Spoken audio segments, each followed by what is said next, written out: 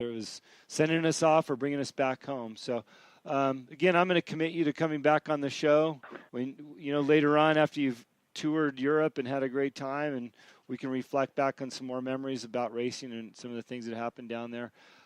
Speaking of reflecting back, today's 9/11, and just our thoughts and prayers go out to all those people that were affected.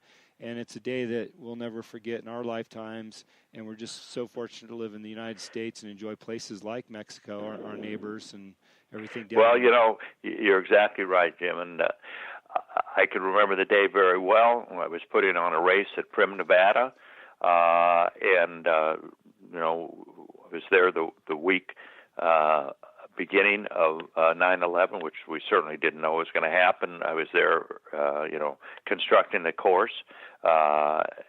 And as you know, it's a long days and, early rise and late finish, getting out there and making sure we had everything prepared for the race to come that weekend. And I was sitting in my room at the,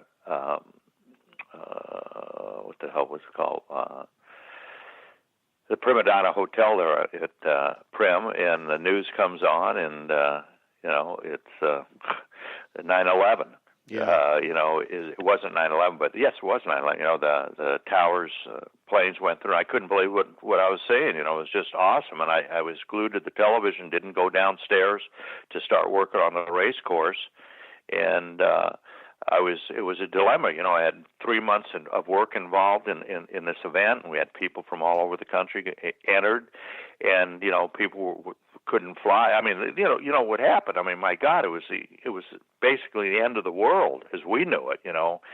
And tragedy all over. And I was torn between, what do I do? Do I cancel this event? And then the president at that time, I'll never forget. I think it was like 2 days later, said, we will not be held hostage. Mm-hmm. We need to show our strength and continue on. And that was the thing that I needed. And I said, you know what, man, we're going to put this race on in honor of what has happened and show the world that you can't put us down. And it took me a full day in Las Vegas. I went in to buy miniature flags. I thought I was the only one that thought of this, to put on all the race cars and that were going to compete.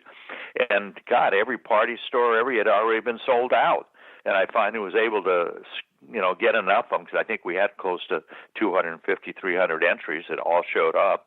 And we gave each competitor a flag, and they put them on the car. It was just a small flag and everything. But yeah, it's a tragic day. In fact, there's a great ceremony here in Malibu at Pepperdine University.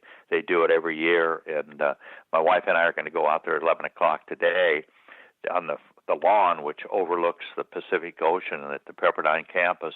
They've been working on it for a week, and they put up a flag. It's a gut-wrenching experience of all the people, almost 3,000 people that lost their lives at 9/11, and there's this just 3,000 basically flags flying, and it's quite emotional. It really is. Wow. Thanks for that, Sal. Thank you for your recount of that day. It was a tough one for all of us. I'm sure most of us remember where we were at. With that, if you enjoyed this show, please share it with your friends. Let everybody know I had Sal Fish on today, and we'll have him back. We'll talk more Baja and some of his life experiences. You can find us on iTunes and iHeartRadio. Just search The Answer Is Yes - Baja Sessions. Sal, thank you so much. Have a wonderful trip. It was great to talk to you today. Thank you very much, Jim, and thank your listeners for giving me an opportunity to share some of my life. And I will look forward to being on the show and give you the next episode of what Sal Fish was up to, okay? And great luck with your adventure down there in Baja. You've got a great thing going with your new business venture, and I'm excited for you. As I said, I wish I was 20, 30 years younger. I'd love to be shoulder to shoulder with you, helping promote that. We really appreciate it, Sal. Thank you.